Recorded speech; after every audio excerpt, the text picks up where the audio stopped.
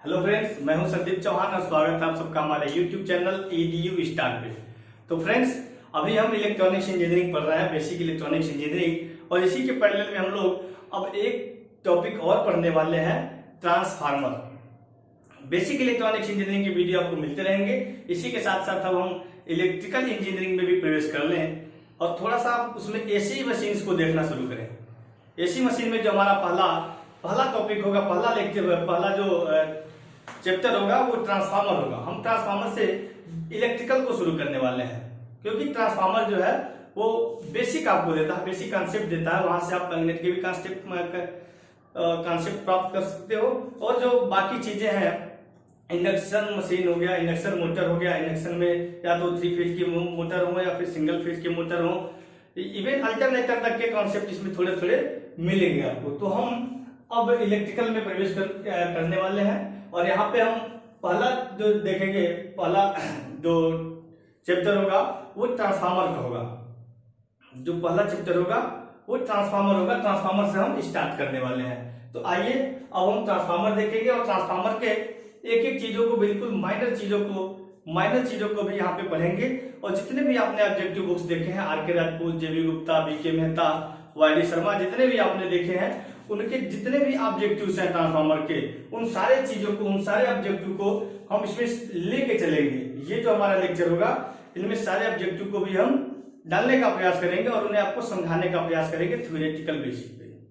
तो ट्रांसफार्मर जो है, ट्रांसफार्मर की आप सारे लेक्चर्स देखिएगा, इनके बेसिक्स देखिएगा, इनके जितने भी कॉन्सेप्ट मैं दूंगा उन्हें देखिएगा।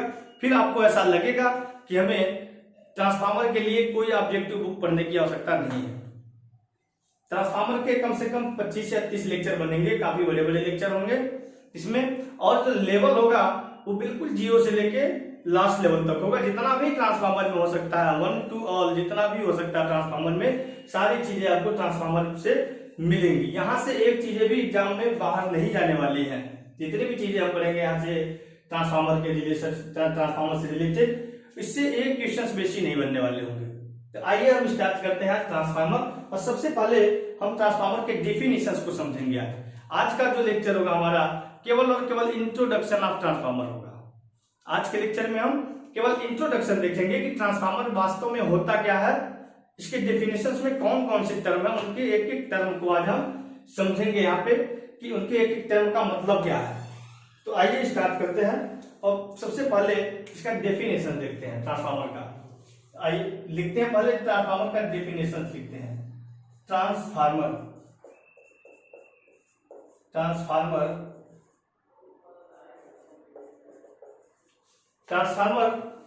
Is a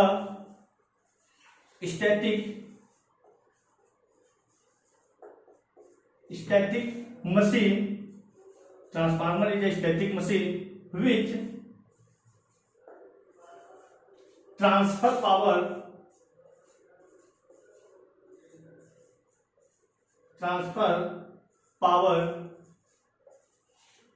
from one AC circuit to another AC circuit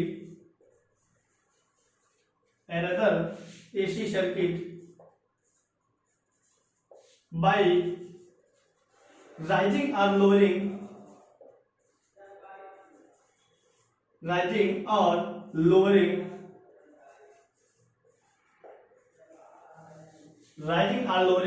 voltage level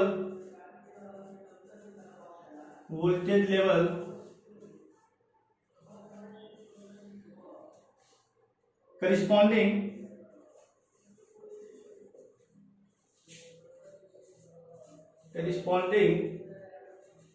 increase or decrease, या rising or lowering current without changing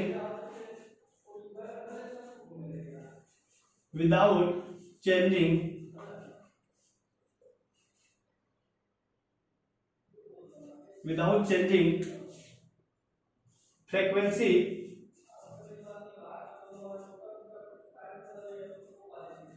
and power.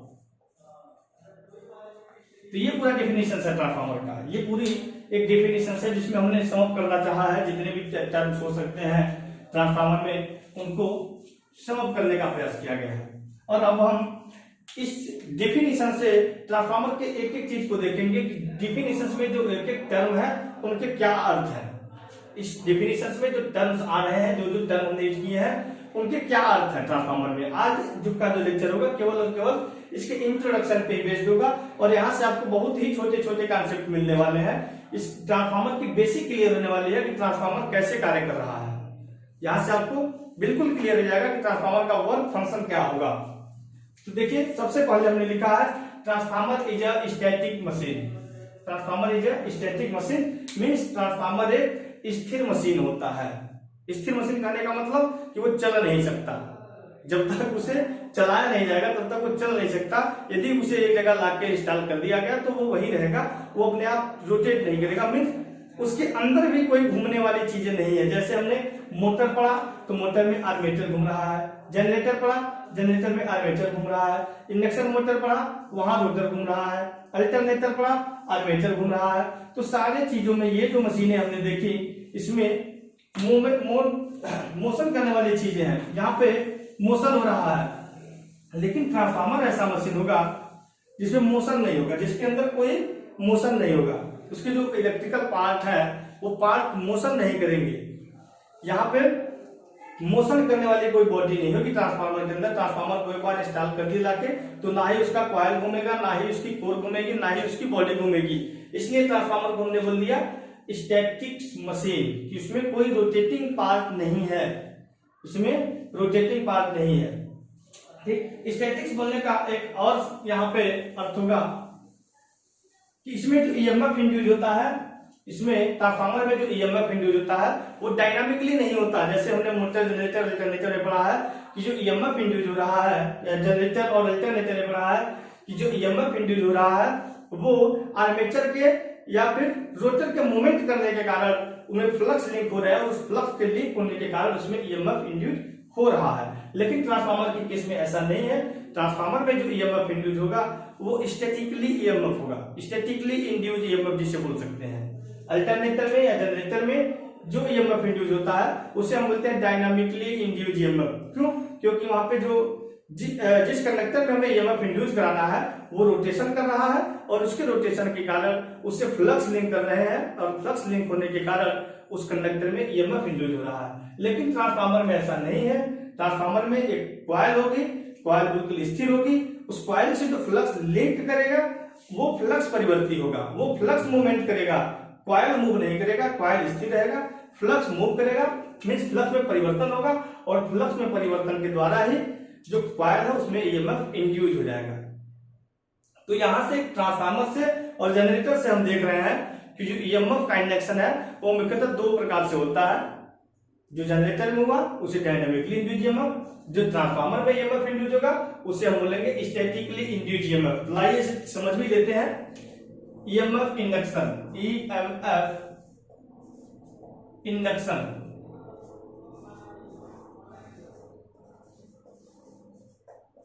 EMF induction. तो ईएमएफ इंडक्शन दो टाइप के होंगे। पहला जो होगा डायनामिकली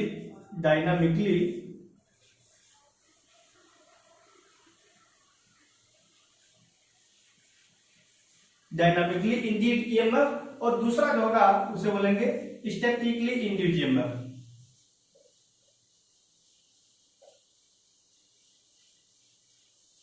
डायनामिकली इंड्यूस्ड ईएमएफ और statically induced EMF. Dynamically induced EMF में क्या होगा कि जो कॉइल्स होगा जिसमें हमें ईएमएफ इंड्यूस कराना है वो मूव करेगा, जिसमें ईएमएफ इंड्यूस कराना है वो मूव करेगा और जो फ्लक्स होगी वो स्थिर होगी।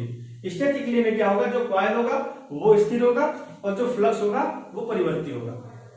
जैसा कि बेसिक हमने फ्लेमिंग के रूल में देखा है। फैराडे का जो रूल होता है इलेक्ट्रोमैग्नेटिक इंडक्शन का, इलेक्ट्रोमैग्नेटिक कैसे बनते हैं, इलेक्ट्रोमैग्नेटिक इंड्यूस कैसे होते हैं, तो वहां पे देखा कि हमें तीन चीजों की बेसिकली आवश्यकता होती है। यदि हमें ईएमएफ इंड्यूस करना हो तो तीन चीजों की आवश्यकता होती है। पहला मैग्नेटिक फ्लक्स, मैग्नेटिक फ्लक्स की आवश्यकता होगी। दूसरा कंडक्टर, और तीसरा जो है वो रिलेटिव मोशन। रिलेटिव मोशन होना चाहिए। Relative motion means magnetic flux हमें चाहिए। यदि किसी कॉइल में ईएमएफ इंड्यूस कराना है तो हमें मैग्नेटिक फ्लक्स चाहिए, कंडक्टर चाहिए, और मैग्नेटिक फ्लक्स और कंडक्टर के बीच में रिलेटिव मोशन होना चाहिए। रिलेटिव मोशन यहां लिख सकते हैं between magnetic flux and conductor. Relative motion किसके किसके बीच में होना चाहिए? मैग्नेटिक फ्लक्स और कंडक्टर के बीच में। तो रिलेटिव मोशन होगा कैसे? रिलेटिव मोशन कंडक्टर और मैग्नेटिक फ्लक्स के बीच कैसे होगा? जैसे सपोज करिए कि दो बॉडी है हमारे, दो बॉडी है, और दोनों में रिलेटिव मोशन हमें चाहिए। इन दोनों में रिलेटिव मोशन चाहिए, सापेक्षिक गति चाहिए। सपोज करिए ये 20 किलोमीटर पर घंटा के एवरेज से दौड़ रहा है, ये 10 किलोमीटर पर घंटा के एवरेज से दौड़ रहा है। तो यहाँ पे जो रिलेटिव मोशन होगा वो कितना हो जाएगा? 10 किलोमीटर पर आवर। मतलब इनके बीच में जो स्पीडों का डिफरेंस होगा ये इनकी रिलेटिव मोशन हो जाएगी। तो या तो जब दोनों दौड़ रहे हैं तब इनके बीच की जो स्पीड का डिफरेंस है वो रिलेटिव मोशन हो जाएगा, या फिर एक दौड़ रहा है एक स्थिर है, मीन्स एक मूव कर रहा है और एक स्टेबल है, तो हम क्या कहेंगे? सपोज करिए ये 20 किलोमीटर पर आवर की एवरेज से दौड़ रहा है और ये स्थिर है, तो यहाँ पे रिलेटिव मोशन क्या हो जाएगा? 20 minus 0 equal to 20 kilometre per hour. यहाँ पे रिलेटिव मोशन हो जाएगा, ये हो जाएगा। सपोज करिए ये स्थिर है और ये दौड़ रहा है, मीन्स एक के सापेक्ष में दूसरे की स्पीड क्या है? रिलेटिव मोशन कहने का मतलब ये हुआ कि पहले के सापेक्ष में दूसरे की स्पीड क्या है या दूसरे की मोशन क्या है, गति क्या है, उसे हम बोलेंगे रिलेटिव मोशन। पहले के सापेक्ष में दूसरे की क्या मोशन है। तो अब मैग्नेटिक फ्लक्स और कंडक्टर के बीच में हमें रिलेटिव मोशन चाहिए। तो रिलेटिव मोशन मैग्नेटिक फ्लक्स, देखिए सपोज करिए ये हो गया मैग्नेटिक फ्लक्स, ये है मैग्नेटिक फ्लक्स, ठीक, और इसी में हो गया हमारा कंडक्टर। जो कंडक्टर हमने ले रखा है जिसमें ईएमएफ इंड्यूस कराना है, ये हो गया कंडक्टर। अब इस कंडक्टर में यदि ईएमएफ इंड्यूस कराना है तो हमें रिलेटिव मोशन चाहिए। मैग्नेटिक फ्लक्स मिल गया है, कंडक्टर मिल गया है। अब यदि इसमें ईएमएफ इंड्यूस कराना है तो इस कंडक्टर और मैग्नेटिक फ्लक्स के बीच में रिलेटिव मोशन चाहिए, सापेक्षिक गति चाहिए। इसके लिए दो चीजें हम कर सकते हैं, या तो ये जो फ्लक्स है ये मूवमेंट में हो, मोशन में हो, या तो ये कंडक्टर जो है ये मोशन में हो। और यदि दोनों मोशन में हो तो दोनों की गतियों के बीच में अंतर हो। तीन कंडीशन में से बन सकते हैं कि या तो फ्लक्स मोशन कर रहा हो, फ्लक्स परिवर्ती हो, या तो जो इसका पोजीशन कंडक्टर जो हमने लिया है कंडक्टर का पोजीशन परिवर्ती हो, या फिर दोनों के पोजीशंस परिवर्ती हो, मींस दोनों मोशन में हो और दोनों के मोशंस में अंतर भी हो। यदि दोनों के मोशन समान होगा तो हम कहेंगे रिलेटिव मोशन 0। सपोज करिए एक बॉडी 20 किलोमीटर के एवरेज से, दूसरी बॉडी भी 20 किलोमीटर के एवरेज से, दोनों यदि 20 किलोमीटर के एवरेज से दौड़ रही है तो एक दूसरे के सापेक्ष दोनों कैसी प्रतीत होंगी कि वो स्थिर है, स्टेबल है, मींस इनके बीच में रिलेटिव मोशन 0 है, ठीक है। तो इन दोनों में किसी एक को मूव करना चाहिए। यदि दोनों में से कोई एक मूव कर रहा है तब जाके ईएमएफ इंड्यूस होगा, या तो परिवर्ती फ्लक्स हो, मींस फ्लक्स परिवर्ती हो, या तो फिर जो कंडक्टर है ये मूव करे तब जाके ईएमएफ इंड्यूस होगा।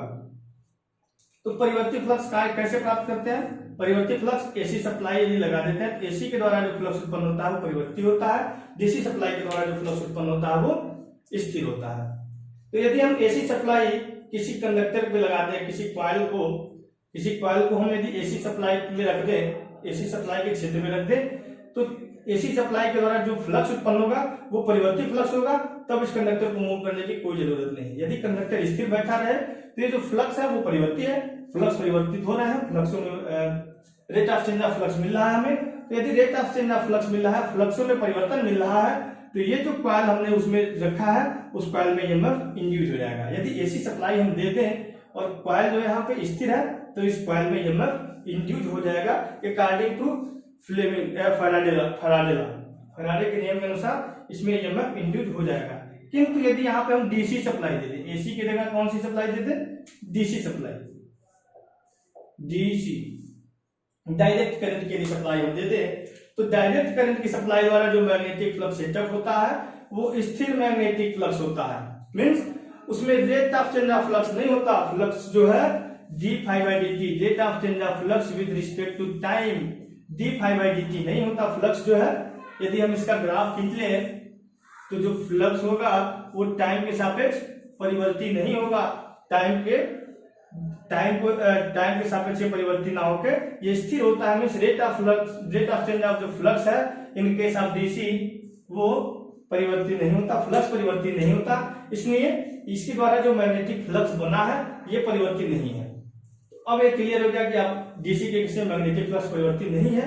अब यदि हमें इस कॉइल में ईएमएफ इंड्यूस कराना है तो क्या करेंगे, अब इस कॉइल को घुमाना पड़ेगा, कोई प्राइम मूवर लगाएंगे और प्राइम मूवर के द्वारा इस कॉइल को घुमाएंगे, और जब कॉइल घूमेगा, कॉइल मूव करेगा, तो कॉइल के मूव करने के कारण दोनों के बीच में रिलेटिव मोशंस उत्पन्न हो जाएंगे।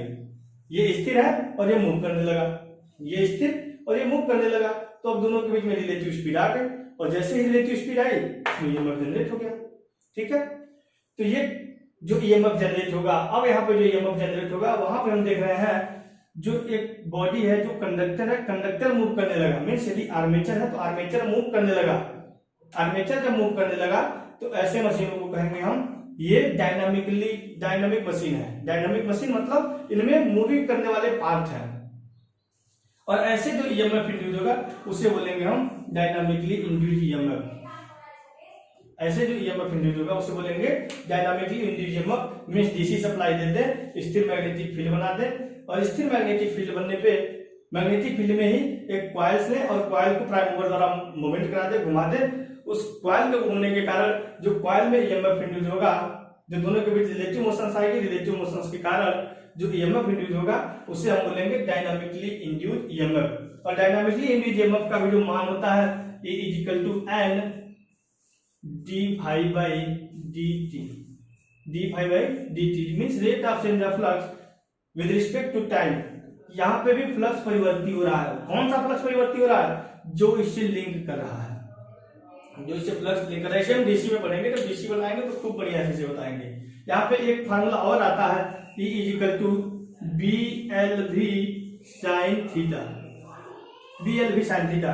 जो बी है मैग्नेटिक फ्लक्स है, बी जो है वेलोसिटी है कि ये किस वेग से घूम रहा है, और साइन थीटा जो होती है ये बी और भी के बीच का एंगल है, और ये बी और भी के बीच का जो एंगल होता है यही बताता है कि किस पोजीशन पे कितना ईएमएफ इंड्यूस होगा इस कंडक्टर में। बी और भी का जो पोजीशन है, बी और भी के बीच का जो एंगल है वो एंगल ही बताएगा कि इस कंडक्टर में कितना ईएमएफ इंड्यूस होगा। बी और भी के बीच का एंगल ही थीटा होता है। तो ये जब हम डीसी पढ़ेंगे, डीसी मशीन पढ़ेंगे तो वहां बताएंगे, या फिर जब अल्टरनेटर पढ़ेंगे तो वहां बताएंगे आपको। अब दूसरा आता है स्टैटिकली इंड्यूस्ड ईएमएफ। यहाँ तो हमने देख लिया कि कॉइल को घुमाना पड़ रहा, जब कॉइल को घुमाएंगे स्थिर मैग्नेटिक फील्ड में तब कॉइल में जाके ईएमएफ इंड्यूस होगा। दूसरा देखते हैं स्टैटिकली इंड्यूस्ड ईएमएफ। तो स्टैटिकली इंड्यूस्ड ईएमएफ दो टाइप के कौन कौन, पहला हो जाएगा सेल्फ और दूसरा हो जाएगा मैच्योर।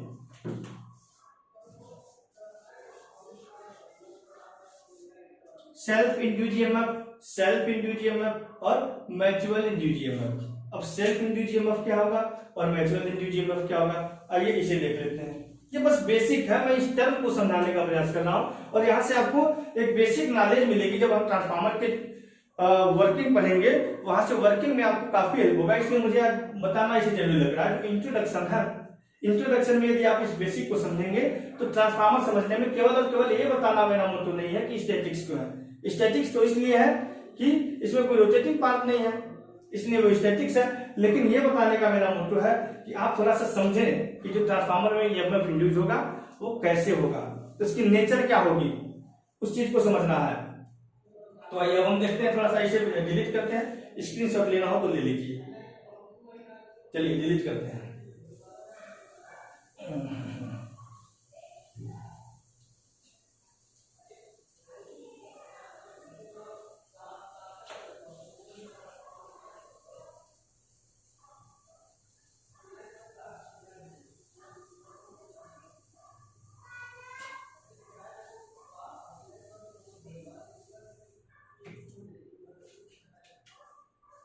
आइए देखते हैं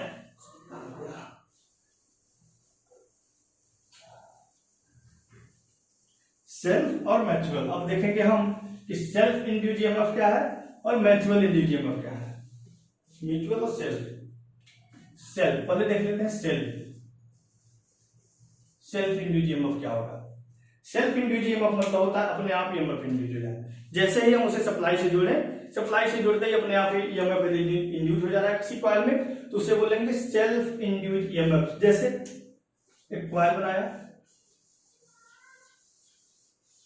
नंबर ऑफ टर्न ले लिया n है, n नंबर ऑफ टर्न है। अभी तो इसमें ईएमएफ इंड्यूस नहीं होगा क्योंकि सप्लाई नहीं दी है। अब जैसे ही सप्लाई से हम कनेक्ट करें, कैसी सप्लाई से, ये भी सोचने वाली चाहिए कि कैसी सप्लाई से, सप्लाई का नेचर क्या होना चाहिए। तो चूंकि इसको तो हमने स्थिर बना दिया, जो कंडक्टर है कंडक्टर को तो हमने स्थिर बना दिया, तो अब क्या मूव करना चाहिए, जो मैग्नेटिक फ्लक्स सेटअप हो वो मूव करना चाहिए। और मैग्नेटिक फ्लक्स जो सेटअप हो रहा है वो परिवर्तित किसमें होता है, एसी में। तो यहाँ पे हम एसी सोर्स लगा देंगे। और जब यहाँ पे एसी सोर्स लगा देंगे तो एसी सोर्स के कारण जो इसमें करंट होगा वो एसी करंट होगा। हाई मीन्स एसी का मतलब टाइम के सापेक्ष परिवर्ती, टाइम के सापेक्ष क्या हो, परिवर्ती हो। तो जो फ्लक्स भी होगा ये टाइम हो जाएगा और ये फ्लक्स हो जाएगा। जो फ्लक्स हो वो कैसा हो, टाइम के साथ परिवर्ती। तो जो इसके द्वारा एसी सोर्स के द्वारा जो करंट बनेगा वो परिवर्ती करंट होगा, इसके द्वारा जो फ्लक्स बनेगा वो भी परिवर्ती फ्लक्स होगा।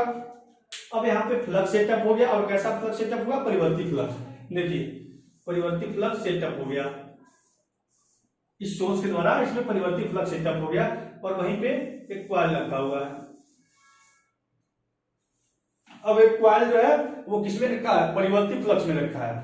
परिवर्ती फ्लक्स जिसकी मान जो है टाइम के सापेक्ष चेंज हो रहा है। मीन्स यहाँ पे क्या है, d∅dt मिल रहा है, rate of change of flux with respect to time मिल रहा है। यहाँ पे एसी सोर्स के द्वारा, एसी सोर्स जब मैंने लगाया तो जो यहाँ पे फ्लक्स जनरेट हुआ, करंट के कारण जो फ्लक्स जनरेट हुआ, इस फ्लक्स, ये जो फ्लक्स है इसकी नेचर कैसे है, परिवर्ती है, टाइम के साथ परिवर्ती है। मीन्स ये जो फ्लक्स है वो टाइम के साथ परिवर्तित हो रहा है। Rate of change of flux है और नंबर ऑफ टर्न n भी है, rate of change of flux भी है। और यहाँ पे एक कॉइल भी हमने ले लिया है जिसमें n टर्न है। तो जो यहाँ पे ईएमएफ इंड्यूस हो जाएगा E वो होगा n d∅dt according to Faraday law. जो यहाँ पे ईएमएफ इंड्यूस होगा E वो क्या होगा, number of turn in multiplied by rate of change of flux with respect to time, E equal to n d∅dt। ठीक है, यहाँ पे जो ईएमएफ टी इंड्यूस हुआ इसकी वैल्यू ये हो जाएगी। अब यहाँ पे हम देख रहे हैं कि जो ईएमएफ इंड्यूस हुआ उसका सोर्स कौन सा था, कहां से ये इंड्यूस हुआ, इसे उत्पन्न करने वाला कौन था, इस ईएमएफ को उत्पन्न करने वाला कौन था, जो हमने यहाँ पे सप्लाई दी थी, एसी सप्लाई जो हमने दी थी। इसी एसी सप्लाई के कारण ये ईएमएफ इंड्यूस हुआ। यदि ये एसी सप्लाई हम नहीं दिए होते इस कॉइल को तो ईएमएफ इंड्यूस होता नहीं होता। तो इसको, इस ईएमएफ को उत्पन्न करने वाला ये एसी सप्लाई है E, इसकी हमने बोलता मान ली E। इस ईएमएफ को उत्पन्न करने वाला जो है वो कौन है, यही एसी सप्लाई है। ठीक, अब ये जो ईएमएफ उत्पन्न होगा वो इस ईएमएफ का विरोध करेगा। क्यों, क्योंकि हमने लेंज लॉ में पढ़ा है, लेंज लॉ यही कहता है कि जो जनरेशन होता है वो जनरेट करने वाले का ही विरोध करता है। मीन्स जिसके कारण उत्पत्ति होती है, ईएमएफ की उत्पत्ति जिसके कारण हुआ है, जिस कॉज के कारण हुई है, वो इस कॉज का ही विरोध करेगा। यदि इस ईएमएफ की उत्पत्ति अप्लाइड किए गए वोल्टेज के कारण हुआ है तो ये जो जनरेट ईएमएफ है वो इस कारण का ही विरोध करेगा। मीन्स यदि E की डायरेक्शन इधर है, जनरेटेड ईएमएफ इधर है, जो जनरेट करने वाला ईएमएफ है वो इसकी डायरेक्शन यदि इस साइड में है, तो जो जनरेटेड ईएमएफ होगा उसकी डायरेक्शन जो होगी वो बिल्कुल उसके अपोज में होगी। मीन्स तुमने हमें पैदा किया तो हम तुम्हें ही पाले मारेंगे। इसका मतलब ये हुआ कि यदि जनरेट इसने किया है तो हम इसी को ही पाले, इसी को ही खत्म करेंगे, जिसने जनरेट किया उसी का ही अपोज करेंगे। यही कहता है लेंज लॉ। लेंज लॉ यही कहता है कि जिसके कारण उत्पत्ति हुई वो उसी का विरोध करता है। मीन्स यहाँ पे क्या करते हैं, माइनस चिन्ह लगा देते हैं। और माइनस चिन्ह जो है ये जो ईएमएफ इंड्यूस हुआ, हम कह ले तो इसके डायरेक्शंस को बताता है कि किस दिशा में हुआ, या फिर कह ले तो अपोज कर रहा है जिसके कारण इसकी उत्पत्ति हुई। Minus n d five by d t. तो यहाँ पे जो ईएमएफ इंड्यूस हुआ इसे ही बोलते हैं हम सेल्फ इंड्यूस ईएमएफ। एक चीज और आता है इंडक्टेंस। थोड़ा सा हम इसमें देख रहे हैं, बेसिक देख रहे हैं, मैग्नेट का थोड़ा सा बेसिक बता रहा हूं जो ट्रांसफार्मर में आपको आगे काम आने वाले हैं। एक चीज होता है और सेल्फ इंडक्टेंस, जैसे सेल्फ ईएमएफ वैसे होता है सेल्फ इंडक्टेंस। इंडक्टेंस को एल से दर्शाते हैं, सेल्फ इंडक्टेंस। एल इक्वल हो जाता है L d I by d t, D I by d t self inductance. Self inductance नहीं, ये नहीं होगा, ईएमएफ फिजिकल हो जाएगा। जब ईएमएफ फिजिकल पढ़ेंगे, यदि सेल्फ इंडक्टेंस के जब टर्म में पढ़ते हैं, सॉरी, जब ईएमएफ को जब सेल्फ इंडक्टेंस के टर्म में करते हैं तो ये हो जाता है L d I by d t, L d I by d t. Self induced EMF is equal to L d I by d t. और एल जो होता है इसी को हम बोलते हैं सेल्फ इंडक्टेंस। अब सेल्फ इंडक्टेंस क्या होती है? इंडक्टेंस में प्रेरकत्व, सेल्फ इंडक्टेंस। सेल्फ इंडक्टेंस जो होता है, इंडक्टर का वह गुण होता है जिसके कारण वह अपने आप में प्रवाहित धारा का विरोध करता है। एक लाइन में समझिएगा, सेल्फ इंडक्टेंस इंडक्टर का वह गुण होता है जिसके कारण इंडक्टर अपने आप में प्रवाहित धारा का विरोध करता है, धारा के मान में परिवर्तन का विरोध करता है। सेल्फ इंडक्टेंस इंडक्टर का वह गुण होता है जिसके कारण वह अपने आप में प्रवाहित होने वाली धारा के मान में परिवर्तन का विरोध करता है। सपोज करिए आई की वैल्यू यदि बढ़ रही है, आई की वैल्यू यदि बढ़ रही है तो इसका जो सेल्फ इंडक्टेंस एल है, सेल्फ इंडक्टेंस जो एल है वो इसे बढ़ने नहीं देगा, कहेगा नहीं बढ़ो मत, तुम जहां थे वहीं रहो। यदि ये कम हो रहा है तो इसे आई को कम भी नहीं होने देगा, कहेगा नहीं तुम कम मत हो, जहां थे वहीं रहो। मीन्स जहां थे वहीं रहो, जहां थे वहीं रहो। आई की जो वैल्यू थी सेल्फ इंडक्टेंस एल जो है वो सर्किट में यही कार्य करता है इंडक्टेंस कि आई की जो वैल्यू है उसमें प्रवाहित होने वाली जो धारा का मान है उसमें परिवर्तन का विरोध करेगा, उसको परिवर्तित नहीं होने देगा। यदि धारा बढ़ना चाहेगा तो धारा के बढ़ने का विरोध करेगा, धारा घटना चाहेगा तो धारा के घटने का विरोध करेगा। ठीक, इसको भी हम पढ़ेंगे कि कैसे करता है, वो बाद में देखेंगे। तो ये होता है सेल्फ इंडक्टेंस और ये हो गया सेल्फ इंड्यूस्ड ईएमएफ, जिसमें कॉइल मूव नहीं किया, केवल और केवल जो हमने सप्लाई दी, सप्लाई के कारण जो फ्लक्स उत्पन्न हुआ वो फ्लक्स परिवर्तित था और इस परिवर्तित फ्लक्स के कारण, परिवर्तित फ्लक्स को स्थिर कुंडली में लिंक करने के कारण ईएमएफ उत्पन्न हुआ और जो ईएमएफ उत्पन्न हुआ उसे हमने नाम दिया सेल्फ इंड्यूस्ड ईएमएफ। ठीक है, अब इसके बाद देखते हैं हम म्यूचुअल इंड्यूस्ड ईएमएफ क्या होता है। म्यूचुअल इंड्यूस्ड ईएमएफ, आइए इसे भी डिलीट करते हैं, ले लीजिए स्क्रीनशॉट ले लेना हो तो। चलिए इसे डिलीट करते हैं, फिर देखते हैं म्यूचुअल इंड्यूस्ड ईएमएफ क्या है।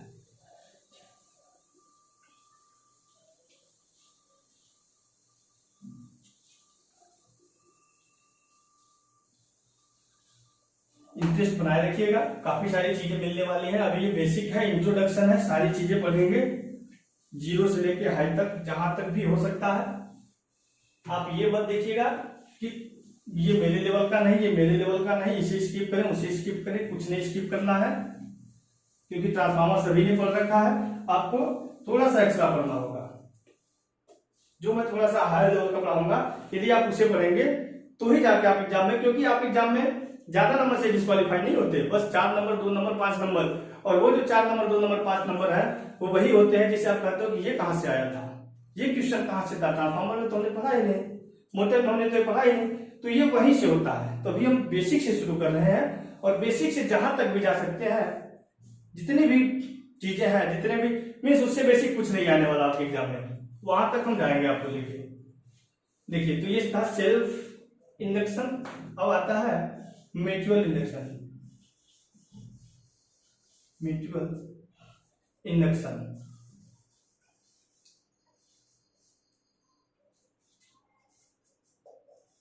म्यूचुअल इंडक्शन को थोड़ा सा ध्यान देके पड़ेगा, बहुत ही ये इंपॉर्टेंट है म्यूचुअल इंडक्शन, क्योंकि ट्रांसफार्मर जो है, ट्रांसफार्मर की पूरी वर्किंग म्यूचुअल इंडक्टेंस पे ही डिपेंड करती है। हम ये कहते हैं जो ट्रांसफार्मर की वर्किंग है वो म्यूचुअल इंडक्टेंस पे ही बेस्ड है।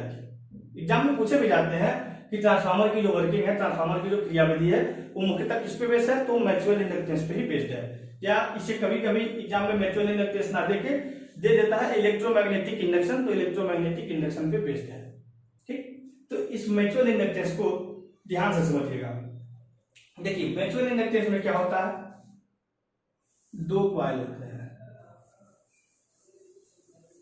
दो कॉइल।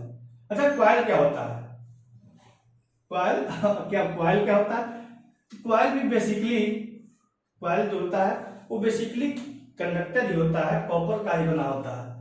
कॉइल इसे इसलिए कह दिया जाता है क्योंकि इसमें लपेटे मारे जाते हैं, फेरे मारे जाते हैं। इनको हम क्या करते हैं, ऐसे ऐसे वाउंड कर देते हैं, और वाउंड करने के साथ साथ एक चीजों का विशेष ध्यान रखते हैं कि इनकी रेजिस्टेंस कम से कम हो, और जो इंडक्टेंस हो ऐसा मटेरियल लें जिसकी रेजिस्टेंस कम से कम हो और इंडक्टेंस ज्यादा से ज्यादा हो। मीन्स एक्सएल की वैल्यू ज्यादा हो और आर की वैल्यू कम हो, ऐसा मटेरियल हम सेलेक्ट करेंगे जिसमें रेजिस्टेंस की वैल्यू कम हो और एक्सएल की वैल्यू ज्यादा हो। तो हमने कॉपर या एल्युमिनियम में ज्यादा यूज करते हैं क्योंकि कॉपर और एल्युमिनियम में रेजिस्टेंस की वैल्यू कम होती है और इंडक्टेंस की वैल्यू ज्यादा होती है।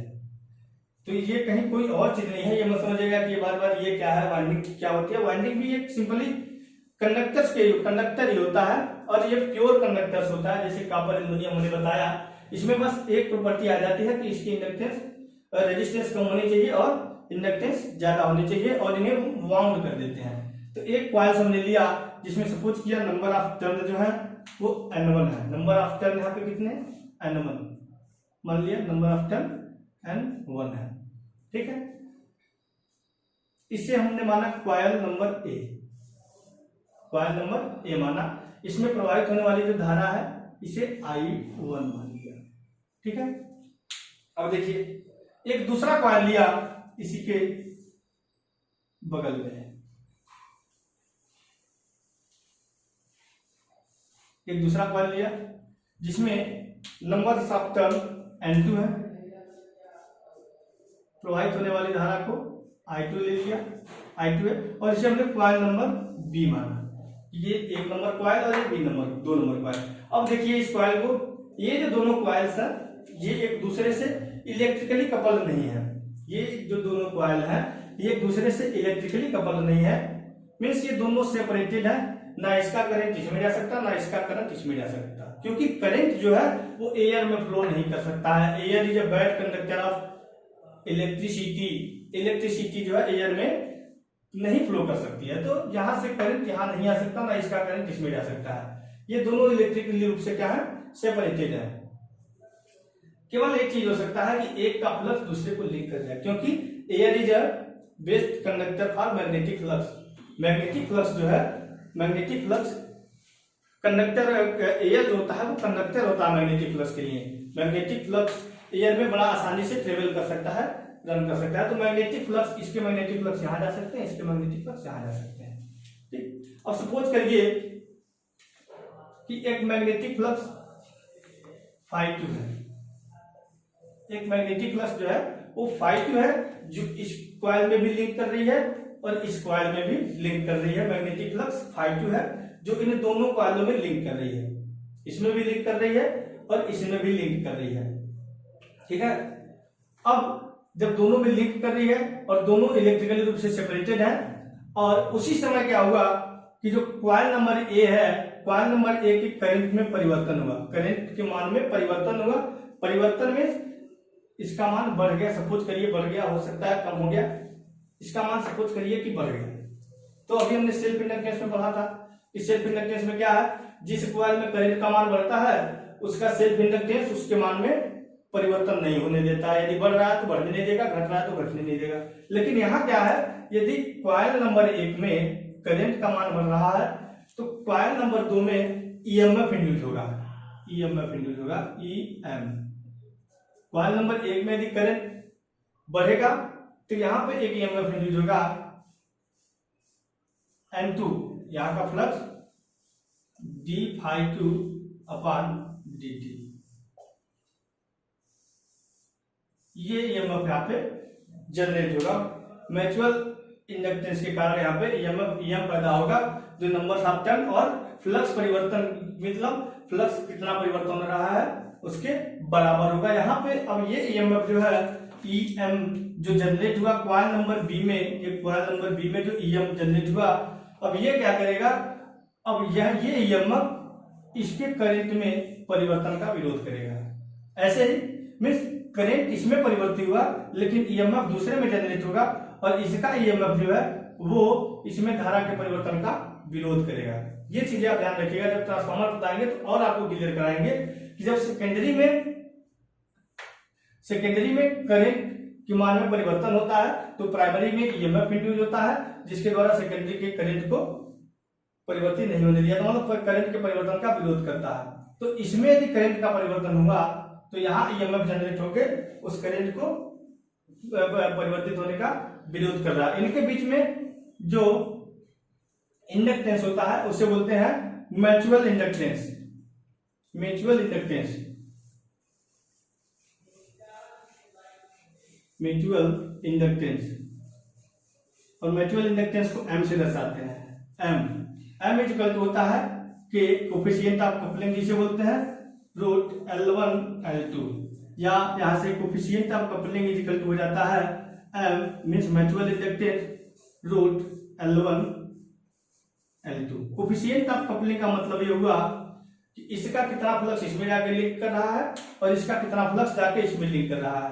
जो कोफिशिएंट ऑफ कपलिंग है इसका मान यदि 1 है तो हम कहेंगे कि इस वाइंडिंग का टोटल फ्लक्स इससे जाके लिंक कर गया, या इस वाइंडिंग का टोटल फ्लक्स जाके इससे लिंक कर गया।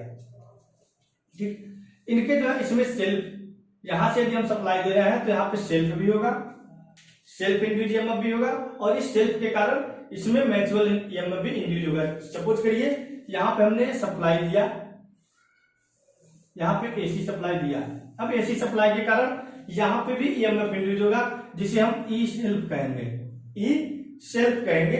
और ई सेल्फ ईएमएफ के कारण यहाँ पे मैग्नेटिक फ्लक्स जनरेट होगा इस करंट के कारण N इंटू आई, और N इंटू आई के कारण यहाँ पे फ्लक्स भी जनरेट होगा और इसका फ्लक्स जाके इससे लिंक कर जाए, और जब इसका फ्लक्स जाके इससे लिंक कर जाएगा तो इसमें भी ईएमएफ इंड्यूस हो जाएगा। तो यहाँ पे तो पहले सेल्फ हुआ, फिर यहाँ पे बना देता हूं, यहां से समझिए। देखिए ये कॉइल ए और ये दूसरा कॉइल बी, कॉइल ए और कॉइल बी।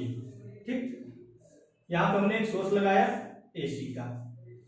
अब जब एसी का सोर्स लगाया, एसी सोर्स लगाया यहां से, तो होगा क्या, एसी सोर्स के कारण यहाँ पे करंट प्रोवाइड करेगी करंट, और करंट के कारण यहाँ पे एमएमएफ पैदा हो जाएगा N1 इंटू I1। यदि इसे I1 मान ले, नंबर ऑफ टर्न यहाँ पे N1 है, तो N1 इंटू I1 यहाँ पे एमएमएफ पैदा होगी, और इस एमएमएफ के कारण फ्लक्स जनरेट हो जाएगा। इस पूरे कॉइल में एक फ्लक्स जनरेट हो जाएगा और ये फ्लक्स क्या करेगा, अपने नजदीकी वाले कॉइल से जाके लिंक कर जाएगा।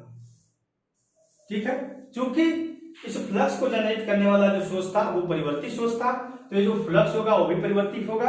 अब यहाँ पे देखिए इस कॉइल को हमने सोर्स से नहीं कनेक्ट किया था, लेकिन पहले वाले कॉइल का जो फ्लक्स है, ए नंबर कॉइल का जो फ्लक्स है वो आके बी नंबर कॉइल के फ्लक्स से लिंक किया, और बी नंबर कॉइल के फ्लक्स से लिंक करके इसमें भी एक एमएमएफ जनरेट कर दिया। क्योंकि यदि यहाँ पे नंबर ऑफ टर्न N2 है और जो फ्लक्स यहाँ पे आके लिंक कर रहा है वो ∅1 है, तो यहाँ पे भी वो कितना है, ∅1 है, ∅1। तो यहाँ पे जो एमएमएफ पैदा हो जाएगा, यहाँ पे भी एमएमएफ पैदा हो जाएगा।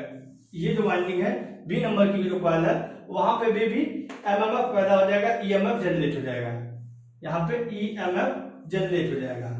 तो इस जनरेट ईएमएफ को बोलेंगे म्यूचुअल इंडक्टेंस के कारण जो ईएमएफ जनरेट हुआ। म्यूचुअल इंडक्टेंस के कारण जनरेटेड ईएमएफ इसे बोलेंगे। क्यों? क्योंकि यहाँ पर हमने सप्लाई से इसे कनेक्ट नहीं किया, पहले पे सप्लाई दिया, उस सप्लाई के कारण फ्लक्स जनरेट हुआ और वो फ्लक्स दूसरे वाले से आके लिंक किया, दूसरे वाले कॉइल से, और इस कॉइल से लिंक करने के कारण इसमें ईएमएफ जनरेट हो गया ई।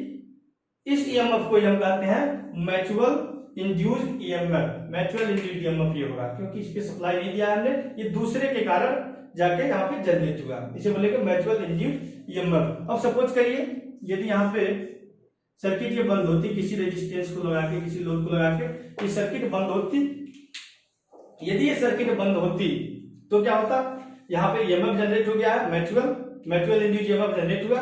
अब म्यूचुअल के कारण यहाँ पे भी करंट फ्लो करता, और जब यहाँ पे करंट फ्लो करता तो यहाँ पे भी N×I होता, और इसके कारण भी फ्लक्स जनरेट होता। अब इसका फ्लक्स जाके फिर इसमें करता, तो इस बी नंबर कॉइल के कारण हम कहते हैं कि ए नंबर कॉइल में भी म्यूचुअल ईएमएफ जनरेट हो रहा है, मींस इसके कारण इसमें जनरेट और इसके कारण इसमें भी जनरेट हो रहा है। तो ये होता है म्यूचुअल कैसे हो रहा है, एक का दूसरे में कैसे प्रभाव पड़ रहा है ईएमएफ का या फ्लक्स का, एक का फ्लक्स दूसरे में जाके कैसे ईएमएफ इंड्यूस करा रहा है।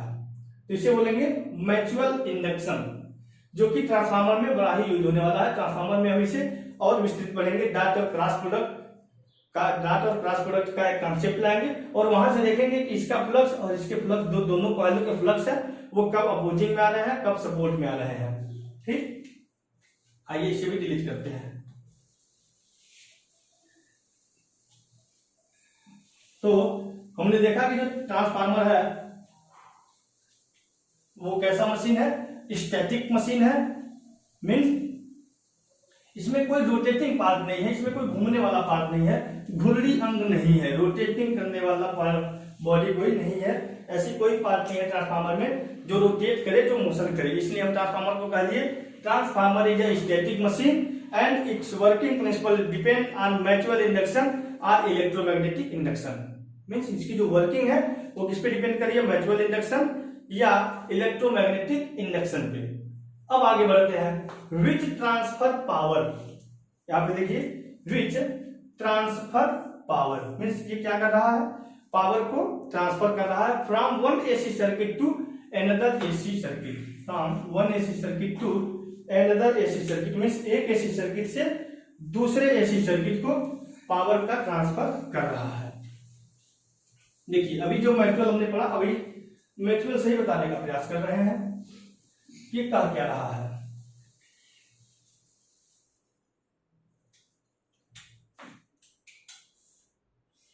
ये एसी सर्किट, पहला एसी सर्किट हो गया और ये दूसरा सर्किट हो गया, मींस ए नंबर कॉइल और बी नंबर कॉइल। अब चूंकि यहां पे हमने वोल्टेज सप्लाई दी एसी की, कुछ पावर दिए। अब सपोज करिए यदि यहाँ पे हमने 1 MVA पावर दिया है, इनपुट पे यदि 1 MVA पावर दिया, तो जो आउटपुट पे क्या करेगा, ये जो प्राइमरी कॉइल है आउटपुट पे भी 1 MVA पावर दिखाएगा, आउटपुट पे भी। मीन्स यदि हमने यहाँ पे प्राइमरी वाइंडिंग पे, पहली वाइंडिंग पे 100 MVA का या 1 MVA का हमने पावर दिया है, तो इस 100 MVA पावर पूरा का पूरा कहाँ ट्रांसफर होगा, सेकेंडरी पे, कॉइल नंबर बी पे ट्रांसफर। ये कॉइल नंबर बी और एक कॉइल नंबर ए।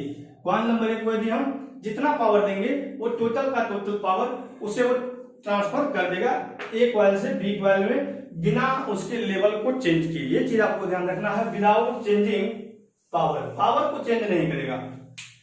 जो ट्रांसफार्मर है वो क्या करेगा, पावर को चेंज नहीं करेगा, जितना पावर हम उसे प्राइमरी पे देंगे सेम पावर वो सेकेंडरी पे लाके हमें दे देगा।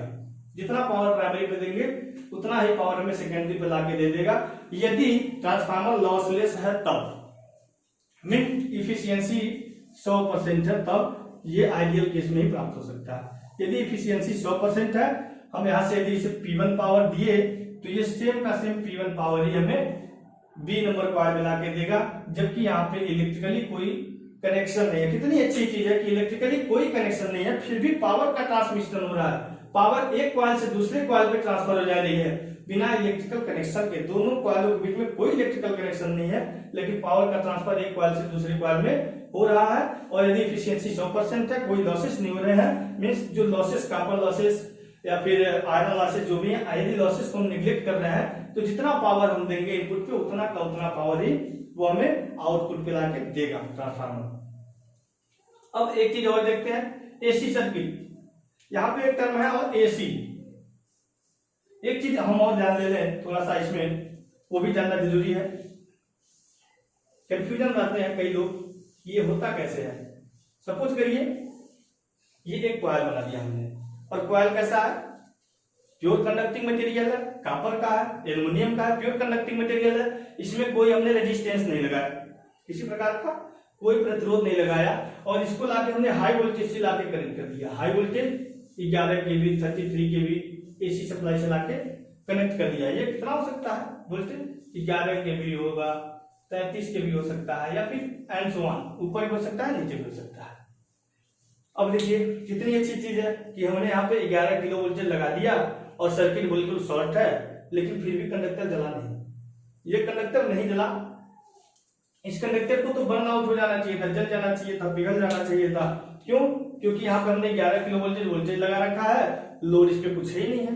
तो इसमें जो करंट की, जहां देखिए सपोज करिए यहाँ पे करंट हम निकाले I इक्वल टू E/R या E/Z ले लें, और हम कहें कि Z की वैल्यू बहुत माइनर है, E की वैल्यू बहुत ज्यादा है, या फिर यदि R लें तो R की वैल्यू 0 है, तो जो करंट आएगा वो बहुत ही हाई आएगा, बहुत हाई आएगा। करंट की जो वैल्यू होगी बहुत हाई होगी।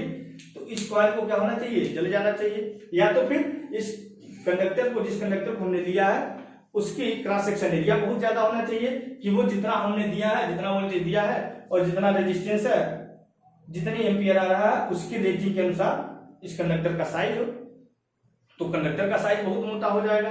तो आखिर होता क्या है कि यहाँ पे जब हम सप्लाई देते हैं तो ये कॉइल जला नहीं, क्या होता है, तो अभी हमने पढ़ा था कि जैसे ही एसी सप्लाई देते हैं, इनपुट पे जैसे हम एसी सप्लाई देते हैं, यहाँ से सपोज करिए ई वोल्टता की सप्लाई हमने दी है, ई वोल्टता की सप्लाई दी, करंट आई उत्पन्न हुआ, इस करंट के कारण यहाँ पे फ्लक्स आई उत्पन्न हुआ, ठीक, और एन इंटू आई यहाँ पे क्या करता है, ईएमएफ इंड्यूस करता है ई, इस कॉइल के क्रॉस एक ईएमएफ ई इंड्यूस कर देता है। जो फ्लक्स जनरेट हुआ, क्योंकि परिवर्ती सप्लाई हमने दी थी, परिवर्ती सप्लाई के कारण जो फ्लक्स इंड्यूस हुआ वो भी परिवर्ती हुआ, और परिवर्ती फ्लक्स जैसे ही कॉइल से लिंक किया, यहाँ पे उसने एक ईएमएफ जनरेट कर दिया जिसे हमने नाम दिया ई, मींस सेल्फ इंड्यूस्ड ईएमएफ। यहाँ पे इंड्यूस्ड ईएमएफ कैसा है, सेल्फ इंड्यूस्ड ईएमएफ। अब सोचिए यहाँ पे हमने सप्लाई दी और यहाँ पे ईएमएफ जनरेट हो गया। अब इस करंट की वैल्यू क्या होगी, अब यदि हमें करंट की वैल्यू निकालनी हो, यहाँ पे करंट की वैल्यू यदि हम निकालें तो E इक्वल टू हो जाएगा voltage difference, means potential difference, E minus E हो जाएगा। क्यों? क्योंकि ये जो वोल्टेज जनरेट हुआ वो इस वोल्टेज का क्या कर रहा है, ये वोल्टेज जो जनरेट हो रहा है, जो जनरेट कर रहा है वोल्टेज उसे उसके अपोजिट डायरेक्शन में है, उसके अपोजिट डायरेक्शन में माइनस चिन्ह हमने इसलिए यहाँ पे लिया है। यदि ये और ये दोनों सपोर्ट में आ जाते, ये और ये दोनों सपोर्ट में आ जाते तो कॉइल फिर से जल जाता, लेकिन ऐसा नहीं हुआ। लेंज ने कहा कि जो जनरेटेड वोल्टेज होगा वो जनरेशन करने वाले वोल्टेज का अपोज करेगा, अपोजिट में होगा। अब यहाँ पे जो आई की मान होगी E minus small e upon Z, और ये जो ईएमएफ होता है लगभग इस वोल्टेज के बराबर होता है। ये ई इज इक्वल टू ई, कब ई बराबर ई होगा व्हेन जेड निग्लेक्टेबल। यदि हम जेड को निग्लेक्ट करते हैं कि इसकी जो इम्पीडेंस है बहुत कम है या रेजिस्टेंस इसकी बहुत कम है, तो जो ई जनरेट होता है वो लगभग किसके होता है, सप्लाई वोल्टेज के ही होता है। तो E equal to E means इससे थोड़ा सा कम होगा, बहुत कम, थोड़ा सा ही कम होता है। जितना हमने सप्लाई किया है उससे थोड़ा सा कम यहाँ पे वोल्टेज जनरेट होता है। अब इस केस में जो करंट की वैल्यू होगी, आई की वैल्यू होगी, वो कम हो जाएगी। और ये जो कॉइल है, ये कॉइल ये जलेगा नहीं, और इसकी जो रेटिंग होगी कि इसकी साइज क्या रखी जाए, कंडक्टर की साइज क्या रखी जाए, वो इस करंट के अनुसार हम रख लेंगे। तो चूंकि इसमें पूरा का पूरा करंट फ्लो ही नहीं कर पाया, क्यों? क्योंकि यहाँ पे एक सेल्फ इंड्यूस्ड ईएमएफ जनरेट हो गया, और सेल्फ इंड्यूस्ड ईएमएफ जो है लेंज के अनुसार जो जनरेट किया वोल्टेज उसके अपोजिट डायरेक्शन में है, तो दोनों के पोटेंशियल डिफरेंस के कारण यहाँ पे जो करंट फ्लो किया वो बहुत ही कम है। तो करंट कम है इसलिए एक बार नहीं जलेगा। अब सपोज करिए यदि हम यहाँ पे डीसी सप्लाई लगा देते, एसी की जगह डीसी सप्लाई लगाते, देखिए अब हम यहाँ पे डीसी सप्लाई कनेक्ट करते, ये हो गया कॉइल, ठीक, और यहां हमने क्या लगा दिया, डीसी सप्लाई लगा दिया। अब डीसी सप्लाई जैसे लगाते हैं तो rate of change of flux क्या होता है, rate of change of flux with respect to time नहीं मिलता हमें, तो यहाँ पे कोई ईएमएफ जनरेट नहीं होता, और यहाँ पे जितना डीसी सप्लाई लगाए उसी के अनुसार करंट फ्लो करता। और चूंकि rate of change of flux नहीं मिलता, तो यहाँ पे जो सेल्फ इंड्यूस्ड ईएमएफ, देखिए यहाँ पे जो फ्लक्स इसके द्वारा जनरेट होगा, ना ही फ्लक्स परिवर्ती है और ना ही कंडक्टर मूव कर रहा है, दोनों कंडीशन फुलफिल नहीं हो रहा है, दोनों ही कंडीशन फुलफिल नहीं है, ना ही जो है ना ही इसका ये करंट। तो यहाँ पे आई के द्वारा जो फ्लक्स उत्पन्न होगा वो फ्लक्स भी क्या है, फ्लक्स भी जो है वो परिवर्ती नहीं है और ये कंडक्टर में मूव नहीं कर रहा है। मींस जो दोनों सिचुएशंस है इनके बीच में रिलेटिव मोशंस नहीं हुए, कंडक्टर और मैग्नेटिक फ्लक्स के बीच में रिलेटिव मोशंस नहीं होगा, means rate of change of flux नहीं मिलेगा, डी फाई बाई डी नहीं मिलेगी, यहाँ पे ईएमएफ इंड्यूस नहीं होगा। और जब यहाँ पे ईएमएफ इंड्यूस नहीं होगा तो जितना हम डीसी वोल्टेज लगाए हैं उसी के अकॉर्डिंग करंट फ्लो करेगा, और वो करंट इसे क्या करेगा, बर्न इसे जला देगा। मीन्स ये हीटिंग कर देगा, जला देगा, जितनी कैपेसिटी होगी करंट के उस हिसाब से काम करेगा। मीन्स जो ट्रांसफार्मर है उसे हम डीसी सप्लाई पे यूज नहीं कर सकते, डीसी सप्लाई नहीं दे सकते। यदि हम उसके इनपुट पे डीसी सप्लाई दे दें और वो हाई वोल्टेज की डीसी हो तो सर्किट शॉर्ट हो जाएगी, बर्नआउट हो जाएगा, जल जाएगा, पिघल जाएगा। इसलिए हम डीसी सप्लाई नहीं देते, rate of change of flux नहीं मिल रहा है इसलिए नहीं कर सकते। हाँ, यदि एक कंडीशन बन जाए कि हम rate of change of flux खुद करें, यहाँ पे एक स्विच लगा लें और ऑन ऑफ करते रहें, तो क्या होगा, ये जो फ्लक्स है ये कभी जीरो कभी हाई, कभी जीरो कभी हाई, कभी जीरो कभी हाई, तो rate of change of flux मिलता रहेगा। तो यहाँ पे ईएमएफ कुछ ना कुछ जनरेट हो जाएगा। तो ये रेयर कंडीशन है, ऐसा करते नहीं, बस एक सोच है कि ऐसा कर सकते हैं। एक काम और कर सकते हैं कि यदि एग्जाम में पूछ ले कि हम डीसी सप्लाई तो लगा दिए, कैसे करें कि सेफ रहे, कॉइल सेफ रहे। यदि कॉइल को हमें सेफ रखने की बात आ गई तो हम यहाँ पे खूब बड़ा हाई रेजिस्टेंस लगा दें, एक हाई रेजिस्टेंस लगा दें।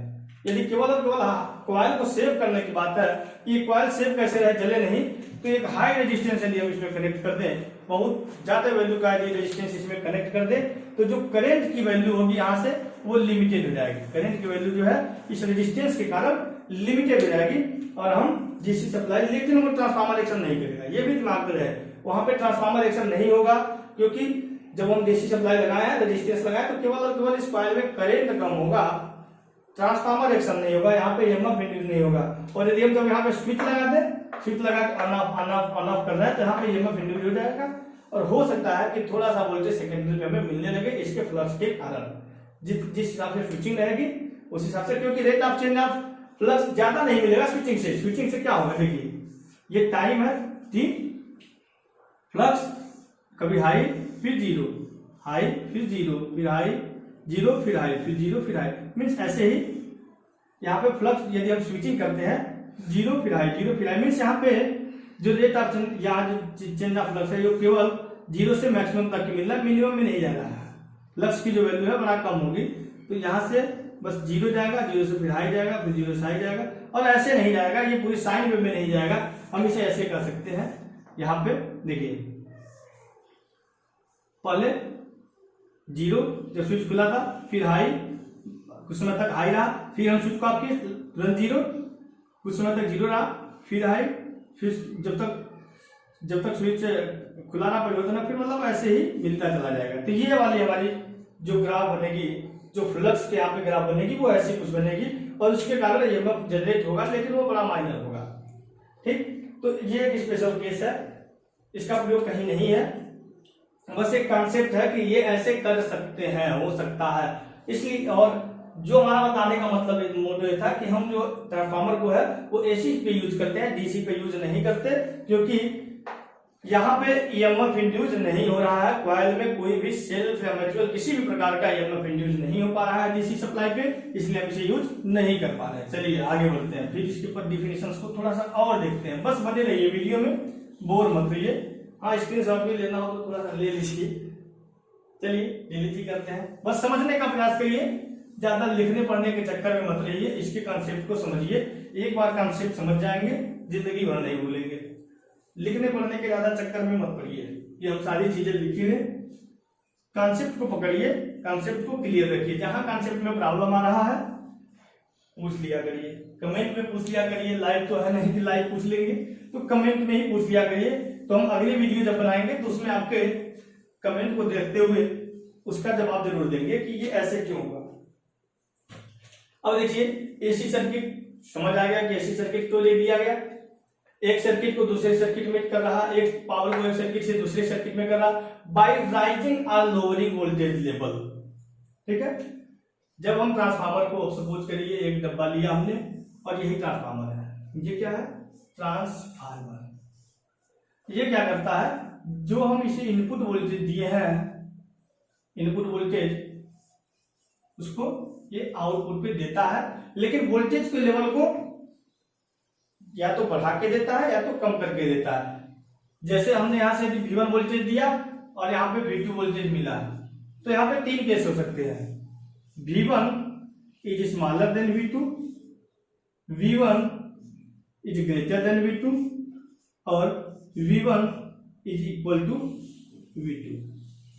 अभी हम इसका वर्किंग प्रिंसिपल भी पढ़ेंगे, केवल इंट्रोडक्शन है। अभी इसका वर्किंग प्रिंसिपल, इसका अगला लेक्चर जो होगा हम उसमें इसके वर्किंग प्रिंसिपल को पढ़ेंगे कि कैसे कैसे कार्य कर रहा है। अभी मैं इसके बस डेफिनेशंस को बता रहा हूं, वर्किंग प्रिंसिपल अलग है। देखिए ट्रांसफार्मर क्या करेगा, वोल्टेज को यदि प्राइमरी का वोल्टेज सेकेंडरी के वोल्टेज से कम है, मींस V1 की जो वैल्यू है वो V2 से कम है, तो इसे बोलेंगे स्टेप अप ट्रांसफार्मर। ठीक, इसे बोलेंगे स्टेप अप ट्रांसफार्मर। और यदि सेकेंडरी का जो वोल्टेज है वो प्राइमरी के वोल्टेज से कम है, जो वोल्टेज हमने अप्लाई किया ट्रांसफार्मर को उस वोल्टेज से कम है, तो इसे बोलेंगे स्टेप डाउन ट्रांसफार्मर। ठीक है, और यदि प्राइमरी का वोल्टेज और सेकेंडरी का वोल्टेज बराबर है तो इसे बोलेंगे आइसोलेटेड ट्रांसफार्मर, आइसोलेटेड ट्रांसफार्मर। ठीक, आइसोलेटेड ट्रांसफार्मर। आइसोलेटेड ट्रांसफार्मर मतलब क्या हुआ कि केवल और केवल आइसोलेट कर रहा है वोल्टेज को दूसरे वोल्टेज से, इलेक्ट्रिकली आइसोलेट कर दे रहा है, मैग्नेटिकली नहीं कहेंगे, इलेक्ट्रिकली आइसोलेट कर रहा है। मींस यहाँ पे जितना वोल्टेज दिया वही वोल्टेज यहाँ पे मिला, तो जितना करंट यहाँ पे होगा उतना करंट यहाँ पे होगा, जितना पावर यहाँ पे उतना पावर यहाँ पे। तो किया कुछ नहीं, ये केवल और केवल एक सर्किट को दूसरे सर्किट से आइसोलेट कर दिया, एक सर्किट को दूसरे सर्किट से आइसोलेट कर दिया, वही वोल्टेज यहाँ दे दिया, वही करंट यहाँ दे दिया। बहुत ही अच्छा नेचर है आइसोलेटेड ट्रांसफार्मर का, बड़ा यूज है कि हम देखिए ये एक सर्किट है और ये दूसरी सर्किट है। अब हम चाह रहे हैं कि यहाँ पे इनके बीच कोई इलेक्ट्रिकली कनेक्शन ना हो और जो वोल्टेज यहाँ पे है वही वोल्टेज यहाँ भी आ जाए, जो करंट यहाँ है वही करंट यहाँ भी आ जाए, जो पावर यहाँ है वही पावर यहाँ भी आ जाए। तो कैसे पॉसिबल होगा, तो वहां पे हमें आइसोलेटेड ट्रांसफार्मर लगाना पड़ेगा। तो एक सर्किट का टोटल जितने पैरामीटर है इलेक्ट्रिकल के, पावर वोल्टेज करंट, वो सब दूसरी सर्किट में ट्रांसफर हो जाएंगे, आ जाएंगे। ठीक, तो इसीलिए कहा गया कि राइजिंग और लोअरिंग वोल्टेज लेवल, ये वोल्टेज के लेवल को बढ़ा भी सकता है, वोल्टेज के लेवल को घटा भी सकता है।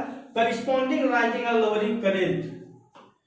अब देखिए मैंने एक चीज कहा था अभी कि जो ट्रांसफार्मर होता है वो पावर को नहीं चेंज करता, P equal to V into I. Simple formula, अभी ज्यादा इधर उधर नहीं भगेंगे। हमने कहा था ट्रांसफार्मर जो है वो पावर को चेंज नहीं करता। ये जो P1 की वैल्यू हो गई और P2 की वैल्यू हो गई V2 इंटू I2, ये P1 की वैल्यू V1 इंटू I1। तो ट्रांसफार्मर में क्या होता है, जितना पावर हम प्राइमरी पे देंगे, जितना पावर हम प्राइमरी पे देंगे उतना पावर सेकेंडरी पे मिलेगा। जितना पावर प्राइमरी पे देंगे हम उतना ही पावर सेकेंडरी पे हमें प्राप्त होगा। मींस पावर में चेंज नहीं हो रहा है। ठीक है, देखिए प्राइमरी का पावर P1, सेकेंडरी का power P2, means V1 I1 is equal to V2 I2। जो पावर प्राइमरी पे वही पावर सेकेंडरी पे। ठीक है, एक्टिव पावर, जो पावर प्राइमरी पे है वही पावर सेकेंडरी पे है। अब सपोज करिए V1 हमने वोल्टेज सप्लाई की है, जो वोल्टेज हम यहां से दे रहे हैं, ठीक, वोल्टेज जो दे रहे हैं वो V1 है। अब यहाँ पे क्या हुआ, जो सेकेंडरी पे वोल्टेज है, जो उसकी आउटपुट वोल्टेज है वो बढ़ गई। आउटपुट वोल्टेज जो हमने सप्लाई वोल्टेज किया V1, जो उसके आउटपुट वोल्टेज आई V2, वो बढ़ गई। और जब V2 बढ़ जाएगी तो इनके रेशियो को समान रखना है। अब जब V2 बढ़ जाएगी, I1 हमको यहाँ पे नोन है, तो उसी के करिस्पॉन्डिंग में I2 को कम होना पड़ेगा। जब सेकेंडरी साइड में वोल्टेज की वैल्यू बढ़ेगी तो उसी के करिस्पॉन्ड में यहाँ पे जो करंट की वैल्यू होगी, I2 की वैल्यू होगी, वो कम हो जाएगी। ऐसे ही ये V1 I1 जो हमने पावर दिया वो तो हमें पता ही है, V1 और I1 दोनों नोन है। V2 की वैल्यू यदि बढ़ गई तो I2 की वैल्यू कम हो जाएगी। ऐसे ही यदि V2 की वैल्यू कम हो गई तो उसी के करिस्पॉन्ड में I2 की वैल्यू क्या हो जाएगी, इंक्रीज कर जाएगी। V2 की वैल्यू यदि कम हो गई, सेकेंडरी पे वोल्टेज कम हो गया, तो I2 की जो वैल्यू है उसी के सापेक्ष बढ़ जाएगा। क्योंकि पावर को हमें सेम रखना है, पावर को चेंज नहीं करना है, पावर के लेवल को चेंज नहीं करना है, पावर में परिवर्तन नहीं करना है। इसलिए वोल्टेज यदि बढ़ेगी सेकेंडरी की तो वहां की करंट कम, यदि वोल्टेज कम होगी तो करंट ज्यादा, मीन्स एक दोनों के इनवर्स में आएंगे। वो वोल्टेज ज्यादा करंट कम, वोल्टेज कम करंट ज्यादा। ठीक, तो यहां पर हमने लिखा करिस्पॉन्डिंग राइजिंग और lowering current without changing frequency and power. तो पावर को तो हमने समझ लिया कि पावर को नहीं झेलना है, पावर में कोई परिवर्तन नहीं करना है। एक चीज और देखा, फ्रीक्वेंसी कि जो हमने सप्लाई वोल्टता दी है, जो इसे एसी सप्लाई की वोल्टता दी है, एसी सप्लाई जो दिया है, इसकी जो फ्रीक्वेंसी है, इसकी जो आवृत्ति है, फ्रीक्वेंसी क्या होता है, number of cycle in 1 second, कितने साइकिल्स कर रहा है। तो जो फ्रीक्वेंसी है, जो हमने इनपुट पे फ्रीक्वेंसी दी है, वही सेम फ्रीक्वेंसी हमें आउटपुट पे मिलना चाहिए। सपोज करिए यदि F1 फ्रीक्वेंसी दिया है तो यहाँ पे भी जो F1 ही मिलना चाहिए। यदि यहाँ पे 50 हर्ट्ज दिया है तो यहाँ पे भी सेकेंडरी पे भी हमें कितना मिलना चाहिए, 50 हर्ट्ज ही मिलना चाहिए। ठीक, मीन्स ये फ्रीक्वेंसी को भी चेंज नहीं करता, पावर को भी चेंज नहीं करता। यदि P1 पावर हमने प्राइमरी पे दिया तो P1 पावर हमें सेकेंडरी पे मिलना चाहिए। यदि लॉसलेस है तो, मैं बार बार कर रहा हूँ, यदि लॉसलेस है तो, एफिशिएंसी 100% है तो, नहीं तो P1 जो देंगे, P1 थोड़ा सा कम हो जाएगा सेकेंडरी पे यदि लॉस हो रहा है तो। ठीक, तो ना ही ये पावर को चेंज करता है, ना ही ये फ्रीक्वेंसी को चेंज करता है, केवल और केवल पावर को एक सर्किट से दूसरे सर्किट में ट्रांसफर करता है, वोल्टेज को कम करके या वोल्टेज को बढ़ा के, वोल्टेज को राइज करके या वोल्टेज को लोअर करके, और उसी के करिस्पॉन्डिंग में जो करंट होती है वो राइज कर जाती है या लोअर हो जाती है। तो ट्रांसफार्मर का अभी हमने डेफिनेशन देखा, स्टैटिक मशीन है, पावर को चेंज नहीं करता, फ्रीक्वेंसी को चेंज नहीं करता, केवल और केवल ये वोल्टेज को लेवल को बढ़ाता है या वोल्टेज के लेवल को घटाता है। उसी के सापेक्ष में करंट का जो लेवल है वो कम हो जाता है, करंट का लेवल बढ़ जाता है। तो ये अभी केवल और केवल इंट्रोडक्शन था।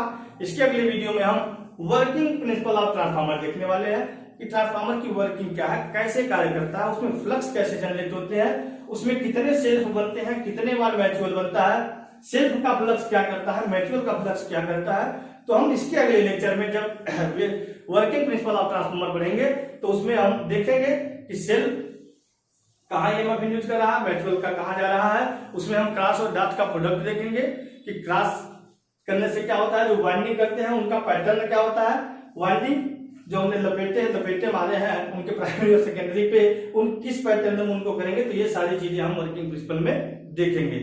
तो यदि आज का वीडियो यदि आपको अच्छा लगा हो तो वीडियो को लाइक करिए, चैनल को सब्सक्राइब करिए और पूरे ट्रांसफार्मर पूरे मशीन को ऐसे ही बिल्कुल डीप में जाके वीडियो के नंबर्स जो होंगे वो ज्यादा बनेंगे, नंबर्स ऑफ वीडियो भले ही ज्यादा बनेंगे लेकिन कोई चीज छोड़ के नहीं जाना है, सारे चीजों को पढ़ के जाएंगे। टाइम थोड़ा सा लगेगा लेकिन एक बार पढ़ लिया तो पढ़ लिया, उसके बाद फिर पढ़ने की जरूरत नहीं पड़ेगी। ऑब्जेक्टिव को आप बगल में रख लीजिए। जिस दिन मेरा ट्रांसफार्मर का लेक्चर खत्म हो जाएगा आप ऑब्जेक्टिव का बुक उठाइएगा, आर के राजपूत, जेबी गुप्ता, जो भी आपने ले रखे हैं वहां से एक एक क्वेश्चन को मैच करिएगा।